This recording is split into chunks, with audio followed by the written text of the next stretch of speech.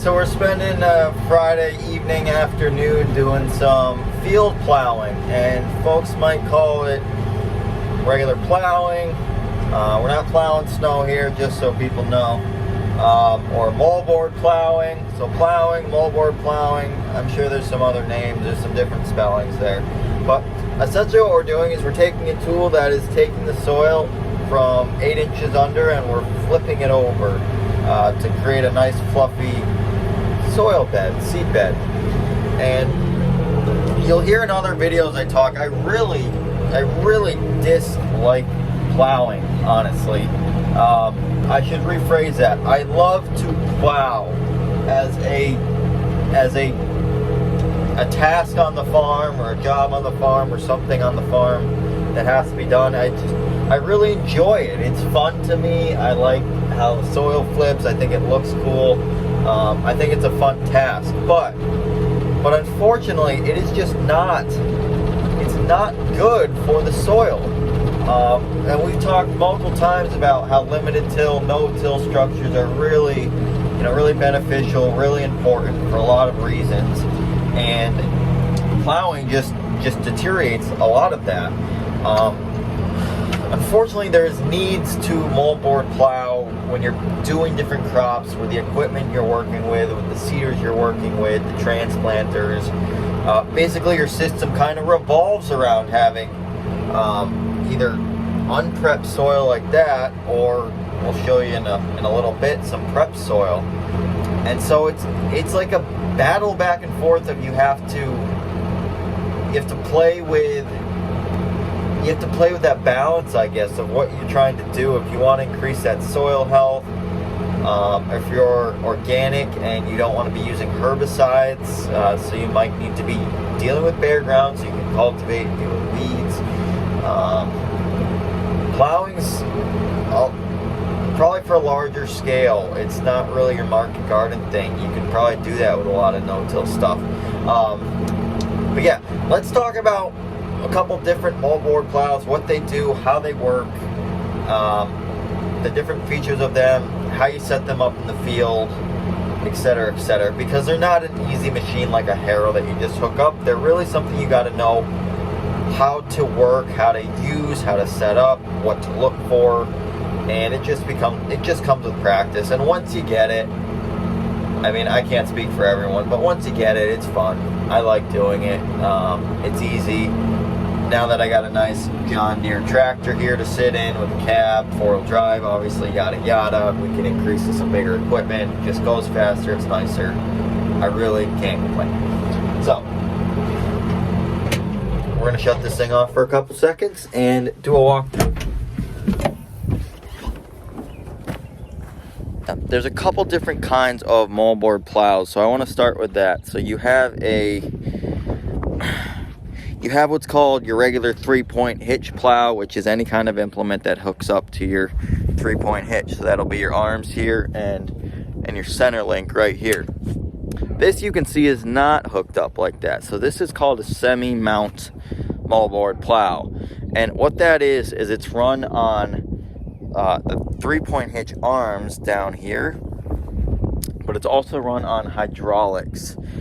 And this is more of a unique plow, and it gives you more diversity in what you're doing. It gives you more capabilities in being able to do the task of plowing, which gives you better furrows, dead furrows, filling in dead furrows, which I'll talk about in a little bit. But so I like these a lot. I started with a regular 3-point hitch. They're great. You really got to set the adjustment tight on them and hope that every field's not different. With these moldboard plows, you can do a lot more with them. You can adjust them a lot better. You can maneuver them a lot better. You can make fields look cleaner. It's just kind of all around a great tool. The downside is you're like pulling a trailer, so you need a lot more room to swing around. You need a lot more room to work. You're not going to be able to get your fields all the way up to the edge if you don't have a lot of room behind them to do things with. So just a couple things to think about. let's talk about the plow itself. What are we looking at here? There's a couple key components here. So down here you have the actual plow. Oh, let me crawl under here. So we have the actual plow. Not going to remember all the names of the plows, but you have a piece here, you've got a piece here, you got a piece here, and you got a piece here. I don't remember the names, I'm sorry. But this essentially cuts your soil, so it cuts into your soil. These two pieces help start to flip the soil, and then this piece is kind of optional on some plows, but this also helps really generate that flip in the soil itself. Then we also have coulters here that help cut through residue that could be in the soil. And so those are the big key things. So what this is doing is it's basically going down 8 inches, and it's taking that soil from the bottom and it's flipping it over and putting soil from 8 inches down and putting it on top. It's always the rule of thumb, you want to be plowing somewhere around 8 inches, 9 inches. You could do less or more depending on the residue. But you want to be able to flip and get that nice fluffy soil. You don't want to really plow an inch, because you're going to be just flipping over an inch. You're going to be having all this stubble from the year before right underneath. And the focus of plowing is you really want to bury that material, so one, it can decompose in the soil, give you some nutrients, give you some organic matter, but two, get it out of the way of your seed bed when you're going to plant. So those are some rules of thumb to think about. So the Moldboard plow works in a cool system where you work with the front hydraulics the front 3-point hitch. The front works off the 3-point hitch, and then your rear, the tire, works off a hydraulic cylinder right here, as you can see. So with a normal plow, you would just set these in the ground. You'd angle them, and I'll talk about the angling in a minute. You're going to want to angle that to whatever you think you need, and then you're going to go. With these plows, you get that more option and flexibility of you drop your front end in first, and then you drop your back end in after. And it's really beneficial, like I said, when you're going to like finish fields, when you want to fill in those dead furrows. And when I mean dead furrow, I mean the space where the plow makes that cut into the soil. And yeah, so you get a lot of benefit out of that, I will say, versus your regular 3-point hitch. So when you're going to set up a plow, what you want to think about is that you're cutting down 8 inches into the soil. You're creating a furrow 8 inches down. And so you have to account for that with your tractor and how it's going to travel throughout the field. So maybe this is better off, I'll talk about it once we do some passes and I'll show you. But essentially what you want to do is you're going to set these plows up on an angle. So if this is level ground, you're going to set these plows up on an angle. You're going to have, if you're standing, as you can see right now, I'm standing in the back of the tractor facing forward. You're going to want the right side of the plow to actually be higher. So you're going to raise the right arm up versus your left one.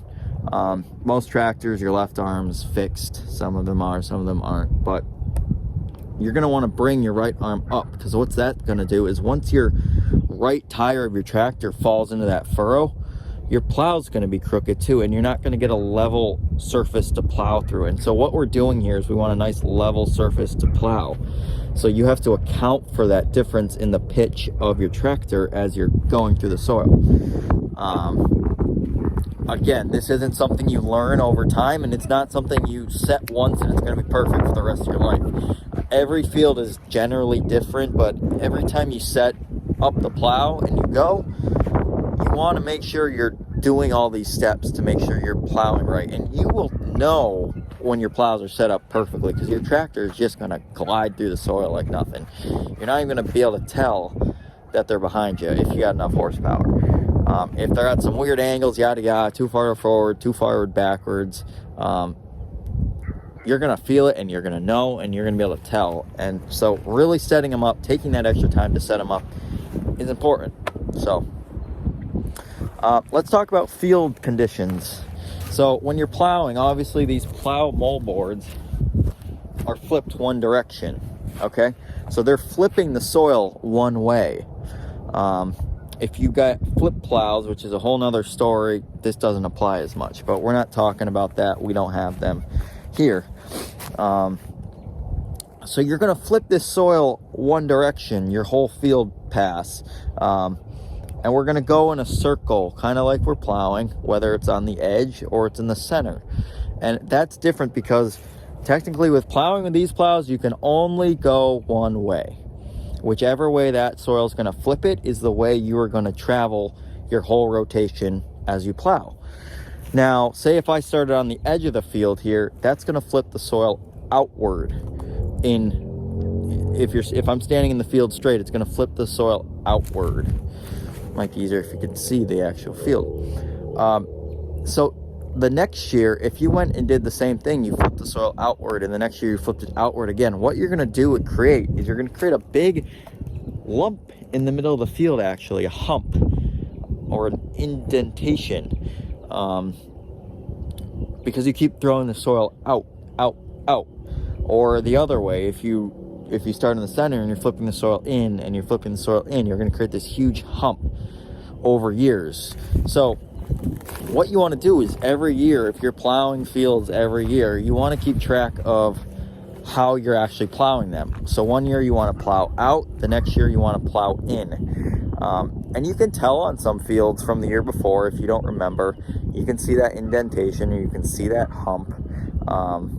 I just take pictures of every field usually after I'm done plowing them and just know how I plowed that field that year, and I'll do it the opposite next year. So these are all things to consider. There's a lot to think about in this, and there's a lot that can go wrong if you're not paying attention to what you're doing. So yeah. We're gonna hop in the tractor, we're gonna get some passes going, and I'm gonna get it set up and get things working right so I can show you. When you go to do your first pass, you never wanna use your first pass as your guide to making sure everything's level, because you're not riding in a furrow. Your plows are gonna be crooked and your tractor's gonna be flat. So I do at least one pass or two passes before I really get out and I look to make sure everything's good. You know, if you know what you're doing and you got it set up close, it's not going to mess you up too much when you start. The first time I go out and plow ever for the year, I usually pick a field that I don't care as much about, or that we're not going to do a lot with, or won't do a lot with for a while, and just go do some test runs. Make sure it's working right before I go into the field and really theoretically mess something up. It's possible. It is possible. Let's hop into the tractor real quick, and we're just going to do a quick overview of what we're looking at in here and the different tools we use to do this. How this works is when we're going into the ground, is we're going to start with our 3-point hitch system, and we're going to lower this down. Here we're going to have to gauge our depth. Again, this comes with, you want the plows to be level when you're going through the field, just like anything, a cultivator, a subsoiler.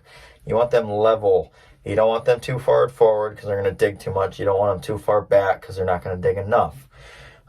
So every field's a little different with your depth control. If you got heavier ground, you might need to raise it down a little bit. If you got really sandy soil, you might need to raise it up a little bit. It all depends. Same thing with your back.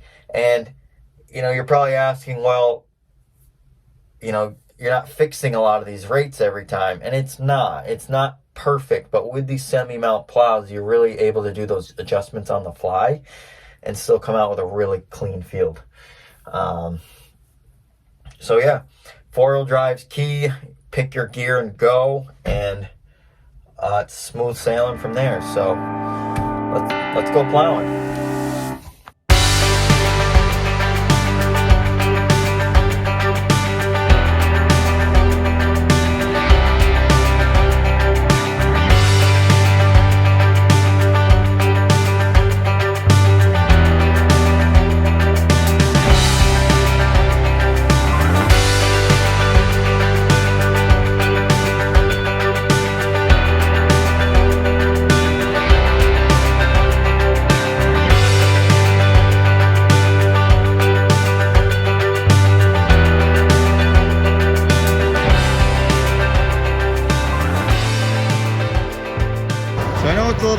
but I'll do my best to explain what's going on. So we've done a bunch of passes here through the field.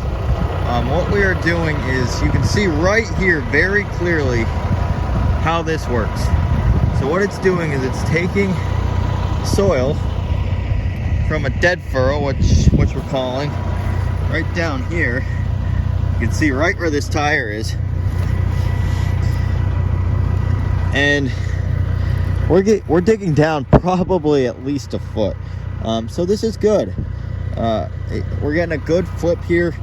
We're getting nice, solid, fluffy soil on top, which is awesome. So how this is working, like I explained, is we're cutting through a dead furrow and we're taking the soil from down here, down underneath, and we're flipping it over and putting it on top of the soil.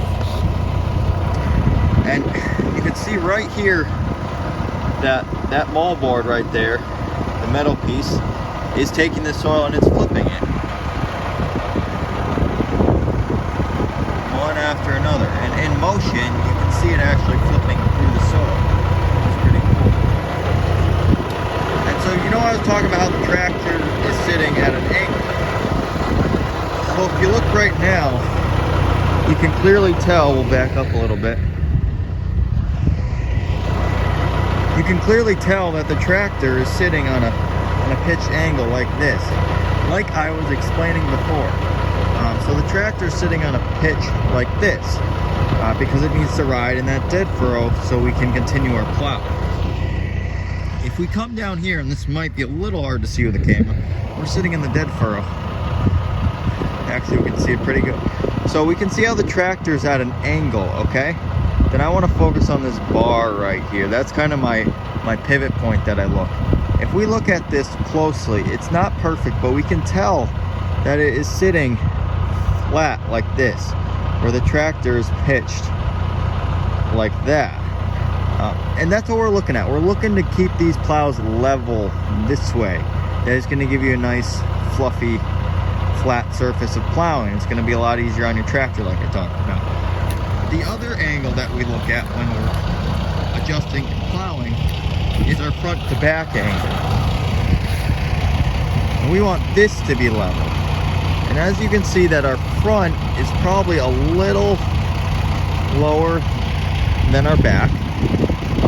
So this is good to see. I actually might bring up our front 3-point hitch just a little bit, just a couple inches even, not even, just to get that more level. And I'll notice that it'll probably plow a little easier actually. And you'll notice, like I said, when all this is running perfectly, it's just going to go smoothly. You're not going to be spinning, you're not going to be hitting ruts, you're not going to be, annoyed. It's going to go smooth. So